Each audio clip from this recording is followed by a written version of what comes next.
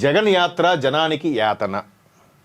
జగన్మోహన్ రెడ్డి గారు last time కోర్టుకు హాజరైనప్పుడు కూడా రప్పరప్ప కాబోయే సీఎం అనే నినాదాలతో ముందుకెళ్లారంట.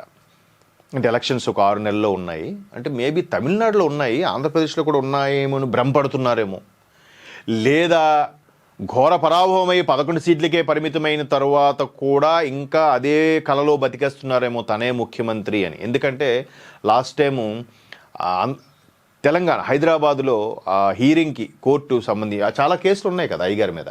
సో వాటి మీద ఉన్నప్పుడు అలా వచ్చితే దారి పొడవునా సీఎం సీఎం మేమొస్తే రప్పరప్ప తగ్గేదిలే ఏవో పెట్టారట. సీఎం ఎలా సీఎం జనరల్గా ఉంటుంది కదా, లేదా నాయకుడు ఒక లెజెండరీ నాయకుడో లేదంటే ధైర్యమైన నాయకుడు అలాంటివే పెట్టాలి. కానీ సీఎంని ఎలా అంటే ఆ ఫాలో అప్ చేసి వాళ్ళని చెప్పేవాళ్ళు కూడా లేరనమాట. అరే ఇట్లా అడండి అంతే, మీకు రండి మీకు అరేంజ్ చేస్తాం. ఆ తర్వాత వాళ్ళ సామ్రాజ్యం దగ్గర తీసుకెళ్ళి వాళ్ళందరికీ భోజనాలు పెట్టి అన్నీ చేశారు. వేరే విషయం, ఎందుకు పెట్టారు మనం చూద్దాం. జనరల్గా జనసందోహం వాళ్ళుగా వస్తే భోజనాలు ఎక్కడ పెడతారు? మొన్న కరూరులో విజయ తలపతి క్రేజీ ఫాలోయింగ్ కొన్ని లక్షల మంది వచ్చారు, 41 మంది చనిపోయారు. వాళ్ళు ఎవరికి మంచినీరు కూడా ఎవరు అరేంజ్ చేయలేదు, ఎందుకు వాళ్ళు స్వతహాగా వచ్చారు. వాళ్ళు ఎందుకు అరేంజ్ చేస్తారు? అప్పటికి కొన్ని ఏవో చేశారు, పొద్దున్నుంచి సాయంత్రం వరకు చాలా ఇబ్బంది పడిపోయారు. అంతమందికి అరేంజ్ చేయలేరు కదా. ఇక్కడ మరి అందరికీ భోజనాలు, వాళ్ళ బైకులు అన్నీ ఎట్లా? సో అరేంజ్ చేసుకున్నవి అవి.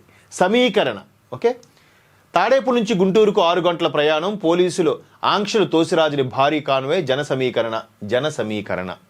తాడేపల్లి నుంచి గుంటూరు కట జాతీయ రహదారిపై కిలోమీటర్ల మేర స్తంభించిపోయిన ట్రాఫిక్. అంటే ఇది అతని యొక్క ప్రాభవం, అతని యొక్క క్రేజ్ ఇంకా తగ్గలేదు చెప్పడానికి ఇవన్నీ కూడా. అయితే తీరా ఆయన వెళ్ళింది ఎక్కడికి? అంబటి రాంబాబు గారికి ధైర్యం చెప్పడానికో లేదంటే పరామర్శించడానికో అనుకోండి. ఎందుకు? అంబటి రాంబాబు గారు ఒక మంచి కావ్యం రచించారుగా, భగవద్గీతకి మించిన రచించారేమో, ఆ కామెంట్స్ అవి రాసుకోవాలేమో.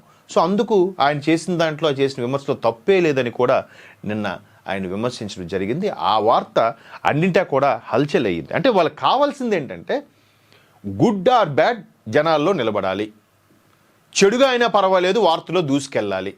మరి మంచిగా చేస్తే ఎవడు రాయుడుగా? మంచి చెయ్యం కదా అసలు.